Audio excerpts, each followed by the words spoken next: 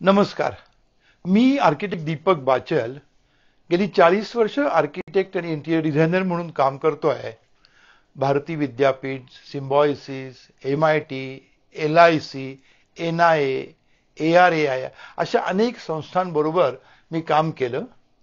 20 वर्षापूर्वी आम्ही अवंती कलाग्राम नावाचं आर्टिस्ट विलेज पुण्याच्या जवळ सुरू केलं आणि आता ते अवंती आर्ट रिसॉर्ट म्हणून प्रसिद्ध झालेलं आहे. मी आता एक नवीन कल्पना, नवीन असं म्हणता नाही येणार, आपल्याकडे पूर्वी वाडा संस्कृती होती आणि त्या वाड्यामध्ये राहणारी सर्व कुटुंब ही एक फॅमिली असायची. सगळ्यांच्यात एक सुखदुःखात एकमेकांना मदत करण्यात त्या लोक आनंद घेत असत. पण आता फ्लॅट संस्कृतीमध्ये हे थोडंसं नाहीसं झालेलं आहे आणि त्यामुळे हे कुठेतरी परत यावं म्हणून अवंती कम्युनिटी लिव्हिंग अशी एक संकल्पना माझ्या डोळ्यासमोर आलेली आहे आणि ती मी आपल्याला प्रेझेंट करतो आहे. तर हे कम्युनिटी लिव्हिंग जे आहे हे शहरीकरणाचे प्रॉब्लेम्स पण सॉल्व्ह करू शकेल, खेड्यातले पण एक्झिस्टिंग प्रॉब्लेम्स सॉल्व्ह करू शकेल असा मला विश्वास वाटतो.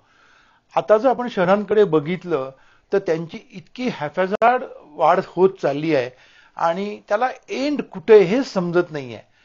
पुण्यासारख्या शहरासाठी पाणी पुरवठा करणारी सगळी धरणं पूर्ण भरलेली आहेत. त्यांच्याकडनं आता वॉटर शॉर्टेज सुरू झालेलं आहे, पोल्युशन खूप वाढलेलं आहे, वेडावाकडा पाऊसही येत असतो, हीट वेव्हज येत आहेत, टोटली वातावरण तसं फार प्रदूषित झालेलं आहे.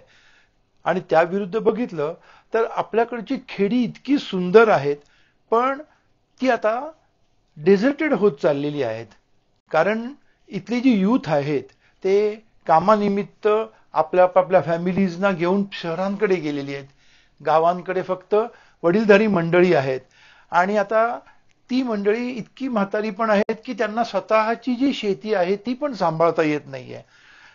आता चांगली सुपीक जमीन जिथे चांगलं पीक येऊ शकतं अशा जमिनी जर वापरल्या जात नसतील तर हा आपल्या देशाचा लॉस आहे. ह्याच्यावरती काहीतरी सोल्युशन निघायला पाहिजे म्हणून ही कम्युनिटी लिव्हिंगची कल्पना आहे. आता कुठलीही कम्युनिटी ही सेल्फ सस्टेनिंग होण्यासाठी इथे रोजगार निर्मिती व्हायला पाहिजे. It could be a cooperative society doing some work or some industry किंवा अनेक काही. आता दुसरं असं पाहिजे की शहरातनं माणसांनी व्हिलेजेसकडे यायचं आहे, त्यासाठी काय ऍक्शन प्लॅन आपण करणार आहोत तो तयार पाहिजे. आणि तसंच कम्युनिटी डेव्हलपमेंटमध्ये आपण काय करणार आहोत, म्हणजे गावातल्या लोकांना आणि या बाहेरून आले शहरी लोकांना कसं एकत्र आणता येणार आहे याचाही प्लॅन तयार पाहिजे. आता अवंती कम्युनिटी लिव्हिंग याचा एक मी दापोलीमध्ये प्लॅन केलेला आहे. ऑफकोर्स मी आर्किटेक्ट आहे, मी टुरिझम बिझनेसमध्ये पण आहे, त्यामुळे मी तिथे टुरिझम हे ग्रोथ इंजिन म्हणून वापरायचं ठरवलेलं आहे. आता काय होतं, प्रत्येक जमीन किंवा साईट तिच्यामध्ये काही ना काहीतरी स्पेशल असतं की ज्याच्यामध्ये आपण काम करून ते एक्सप्लोर केलं पाहिजे आणि त्याच्यामधून एक ड्रीम डेस्टिनेशन तयार केलं पाहिजे which will attract the tourist. आत्ताची जी दापोलीची साईट आहे त्या साईटच्या मध्ये एक पाण्याची नदी वाहते जिला 12 महिने पाणी असतं आणि तिथून एक हिल आहे छोटीशी, त्या हिलवरून जवळजवळ 30 किलोमीटरची व्हॅली दिसती आहे, 2 धरणं आहेत, त्यांचं बॅकवॉटर दिसतंय. तर ह्या सगळ्या गोष्टींचा वापर कम्युनिटी लिव्हिंग डेव्हलप करायचा माझा प्लॅन आहे. आता फॉर एक्झाम्पल हा एक फोटो पहा की त्याची नदी वाहती आहे, त्याच्या शेजारी आपला एक प्रायव्हेट बंगला आहे, त्या बंगल्याच्या बाहेर प्रायव्हेट पॉन्ड आहे आणि जे टुरिस्ट आलेत ते इथे त्या पाण्यामध्ये एन्जॉय करू शकतील, त्या नैसर्गिक वातावरणाचा आनंद घेऊ शकतील. हे एक दुसरं उदाहरण आहे की त्या नदीच्या काठाला बंगला थोडा लांब आहे पण पुढच्या बाजूला लॉन आहे, लहान मुलांना खेळण्यासाठी जागा आहे आणि लोकांना नेचरमध्ये बसून वाचन कर किंवा इतर काही ऍक्टिव्हिटीज करणं अशासाठी जागा मिळू शकते. त्या वाहत्या पाण्याचा नदीचा वापर करून काही आपण ऍडव्हेंचर ऍक्टिव्हिटीज प्लॅन करू शकतो. नदीच्या पात्रात बसून जेवण्याचा रिसॉर्ट उभं करू शकतो, रेस्टॉरंट डाबा करू शकतो. अगदी दरवेळेला वॉटर पार्कच असलं पाहिजे अशीही गरज नाही. साधा झोपाळा असावा, घसरगुंडी असावी की ज्याच्यामध्ये अगदी लहान मुलापासून वयस्कर माणसांना पुन्हा स्लाइड होऊन त्या पाण्याचा मध्ये खेळण्याचा एन्जॉयमेंट करता यावी. याच नदीच्या पात्रामध्ये आपण काही वेलनेस ऍक्टिव्हिटीज घेऊ शकतो. अशा एक वाहत्या नदीच्या खळखळाटामध्ये एखाद्या दगडावर बसून मेडिटेशन करण्यामध्ये काय आनंद असेल, जस्ट विचार करा. त्या छोट्याशा टेकडीवरती काही युनिट्स अशी असतील की ज्याच्यामध्ये पाठीमागे बेडरूम आहे आणि बेडरूम पासून टोटल व्हॅलीकडचा व्ह्यू आहे, बाहेर मोठा वरांडा आहे आणि त्या वरांड्यामध्ये झाकुझी आहे किंवा प्रायव्हेट स्विमिंग पूल आहे. असं एकदम निसर्गामध्ये मर्ज होऊ शकणाऱ्या गोष्टींच्या युनिट्स असतील. ऍक्च्युली ह्या जमिनीमध्ये इतकं पाणी आहे की आपण जस्ट जेसीबीचं एक फाळकं जरी मारलं तर 8-1 फुटावरती पाणी लागतंय. आणि तिथे काही केव्स पण आहेत. त्या केव्सला थोडंसं एक्सपॅन्शन करून त्याच्यामध्ये आपण सिलिंग मधून पाणी पडते आणि बेडरूम आहे ते सगळं परत फेसिंग टू व्हॅली करता येईल. किंवा एखाद्या केव्हच्या पुढे प्रायव्हेट स्विमिंग पूल ठेवलाय, स्विमिंग पूल आहे आणि त्यालाही कम्प्लीट व्हॅली व्ह्यू आहे. अशा टाईपच्या जर रूम्स केल्या तर तिथे नक्कीच टुरिझम चांगलं डेव्हलप होईल. या कम्युनिटी लिव्हिंगमध्ये काही प्रायव्हेट घरही असणार आहेत जी इको फ्रेंडली मटेरियल्समध्ये, म्हणजे मड हाऊसेस असतील, स्टोनमध्ये असतील, बांबू हाऊसेस आहेत, लोकल जांभा दगडाची घरं आहेत. अशी केली तर तो टोटल प्रोजेक्टच एक ड्रीम डेस्टिनेशन म्हणून पुढे येईल. या इथे आपण कम्युनिटी फार्मिंगही करू शकू. खूप शहरी लोकांना काही शेतामध्ये काम करायची इच्छा असते पण त्यातला अनुभव नसल्यामुळे त्यांना ते जमत नाही. पण इथे शेतकऱ्यांच्या मदतीनं आपण कम्युनिटी फार्मिंगही उभं करू शकू. इथे एक लोकल शाळा आहे.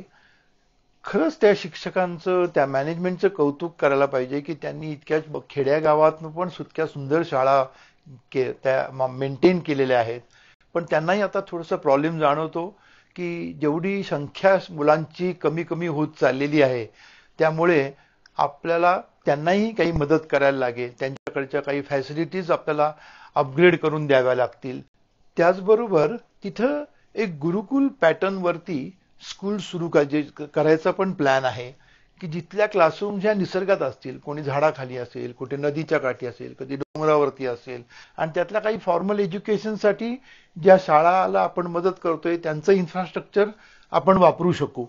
तिथे एक डॉक्टर आहेत, ते दुबईचे जॉब सोडून गावाकडे आले. एक गोशाळा त्यांनी सुरू केली आहे आणि त्या गोशाळेमध्ये त्यांनी अनेक प्रकारचे प्रॉडक्ट्स डेव्हलप केली आहेत. पण मार्केटिंग कमी असल्यामुळे त्यांना त्याच्यामध्ये अनेक अडचणी जाणवतात. गावाकडे काही महिला बचत गट आहेत, ते खूप चांगल्या प्रकारचे फूड प्रॉडक्ट्स बनवतात, हँडीक्राफ्टच्या वस्तू बनवतात. पण अगेन मार्केटिंग हा त्यांचा मेन ड्रॉबॅक राहतो आहे आणि आपल्या रिसॉर्ट्सच्या थ्रू आपण त्यांना मार्केटिंगमध्ये नक्कीच सहकार्य करू शकू. इथे आपल्या ह्या प्रोजेक्टमुळे 4 ते 5 गावांना फायदा होऊ शकणार आहे. तिथली लोक आपल्याकडच्या आलेल्या टुरिस्टना आपल्या संस्कृतीची ओळख करून देतील. आपल्याकडे जसं झिम्मा, फुगडी हे गेम्स आहेत हे दाखवता येईल, दांडिया आहेत आणि या गोष्टींमध्ये आपण आलेल्या टुरिस्टना पण पार्टिसिपेट करायला देऊ शकू, which will be a unique feature of this project. आता एवढं मल्टी डायमेन्शनल प्रोजेक्ट, त्याच्यामध्ये आपल्याला भरपूर जॉब्स आणि बिझनेस ऑपॉर्च्युनिटीज निर्माण होणार आहेत. खेड्यातल्या लोकांनाही काम त्याच्यातून मिळेल किंवा आपल्याकडे जे मेंबर्स आहेत ज्यांनी आपल्याकडे प्लॉट्स घेऊन घरं घातली आहेत ते तिथे राहत आहेत त्यांनाही त्याच्यामध्ये पार्टिसिपेट करून काही फायनान्शियल गेन्स येऊ शकतील. आता याच्यामध्ये सगळ्यात महत्वाचा प्रॉब्लेम असा आहे की शहरातल्या लोकांना आपण खेड्याकडे कसं परत नेणार. तर सुरुवातच अशी आहे की लोक सुरुवातीला इथे सेकंड होम किंवा वीकेंड होम या दृष्टीने राहायला येणार आहेत किंवा तिकडे शिफ्ट होणार आहेत आणि त्यांना तिथे आपण जास्तीत जास्त वेळ कसं एंगेज करता येईल हे आपलं काम असणार आहे. आता खूप लोकांचं ऑलरेडी ठरलेलं असतं की नको, या शहराच्या लाईफचा कंटाळा आलाय, आता खेड्यामध्ये आपण कुठेतरी शिफ्ट होऊया. त्यांना एखाद्या चांगल्या प्रोजेक्टचीच ते वाट बघत असतात. काही लोकांना विलेजर्सना मदत करायची इच्छा असते, तर काही लोकांना तिथली एन्व्हायरमेंट आणि स्वतःचा फिटनेस ह्याच्यासाठी गावाकडे अशा प्रोजेक्टमध्ये जाण्याची ओढ असते.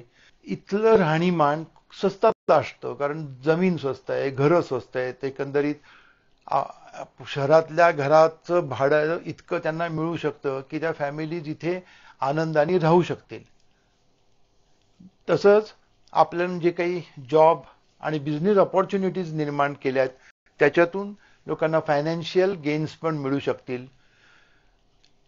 नॉर्मली खूप ठिकाणी ओल्ड एज होम्स अशा ठिकाणी तुम्हाला जेवणाचा एक प्रॉब्लेम असतो, पण आपल्या इथं रिसॉर्ट असल्यामुळे व्यवस्थित जेवण, त्याची टेस्ट चांगली, व्हरायटी फूड मिळू शकतं. काही लोकांचं असंही असणार आहे की जो करता माणूस आहे, जो व्यवसाय किंवा नोकरीनिमित्त शहराकडे राहू शकतो, पण त्यांची फॅमिली इथे राहू शकते, त्यांची मुलं इथं शिक्षणाला राहू शकतात आणि आपण गुरुकुल पॅटर्नवरती शिक्षण घेताना त्या मुलांच्या ओव्हरऑल डेव्हलपमेंटचा पण प्लॅन करत आहोत. अशी अनेक रिझन्स आहेत की ज्याच्यामुळे शहरातले लोक पण या प्रोजेक्टमध्ये येऊ शकतील. आता खूप लोकांचं असंही आहे की ठीक आहे, आम्ही दापोलीला काय किंवा कुठेही आम्ही एक सेकंड होम घेतलेलं आहे, पण त्या होम्सचा प्रॉब्लेम काय झालाय, सेम तिथे कंपाऊंड वॉल घेतलेले आहेत, वॉचमेन आहे बाहेर, आतले रोड रस्ते केलेले कॉन्क्रीटचे केलेले आहेत, कॉन्क्रीटची घरं बांधली आहेत. थोडक्यात काय, शहरामध्ये जशी एखादी हाऊसिंग सोसायटी असते तशीच तशी तिथे उभी आहे. मग खेड्यात जायचं, निसर्गात जायचं, त्याचा खरा आनंद मिळत नाही. त्याच्या अगेन्स्ट आपल्या इथे मात्र आपण इको फ्रेंडली मटेरियल्सवर काम करतोय.